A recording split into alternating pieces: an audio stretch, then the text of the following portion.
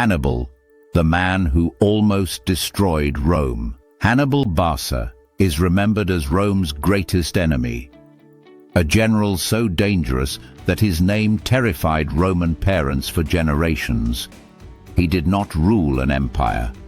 He did not command endless resources, and yet he came closer to destroying Rome than any other man in history. Hannibal was born in Carthage around 247 BC into a family defined by war. His father, Hannibal Barca, was a legendary general who fought Rome during the First Punic War. Before leaving for battle, Hannibal made his young son swear an oath that he would hate Rome for the rest of his life. Hannibal kept that oath. From a young age, he was trained for command. He learned strategy, languages, diplomacy, and warfare. By his mid-20s, he had become commander of Carthage's forces in Spain. There, he began preparing for an impossible plan, one that no Roman believed could succeed. Instead of attacking Rome by sea, Hannibal chose the unthinkable. He would march his army over land, through hostile territory, and across the Alps. In 218 BC, Hannibal set out with tens of thousands of soldiers and war elephants. The journey was brutal. Cold, starvation, ambushes, and deadly mountain passes destroyed much of his army. But against all odds, Hannibal emerged in northern Italy. Rome was stunned. What followed was a series of catastrophic Roman defeats. At the Battle of Trebia, Hannibal lured Roman forces into icy waters and crushed them. At Lake Trasimene, he ambushed an entire army, killing thousands in hours. But his greatest victory came at Cannae.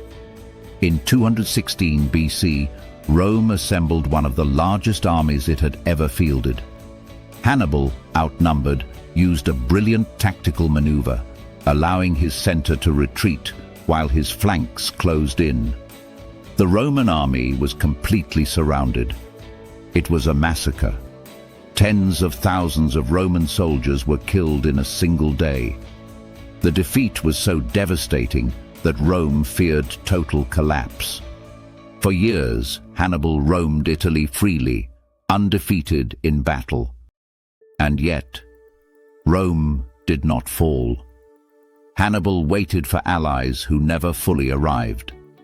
Carthage failed to send the reinforcements he needed. Rome, battered but unbroken, changed strategy, avoiding direct battle and slowly wearing Hannibal down. Eventually, Rome took the war to Carthage itself. Hannibal was forced to return home to defend his city. In 202 BC, at the Battle of Zama, Hannibal was finally defeated, not by inferior troops, but by Rome's adaptation and persistence. Carthage was spared, temporarily. Years later, Rome would return and destroy it completely. Hannibal lived the rest of his life in exile, hunted by Rome, respected by enemies, and remembered as one of history's greatest military minds. When capture became inevitable, Hannibal chose death over humiliation. He had not destroyed Rome, but he had come closer than anyone else ever would.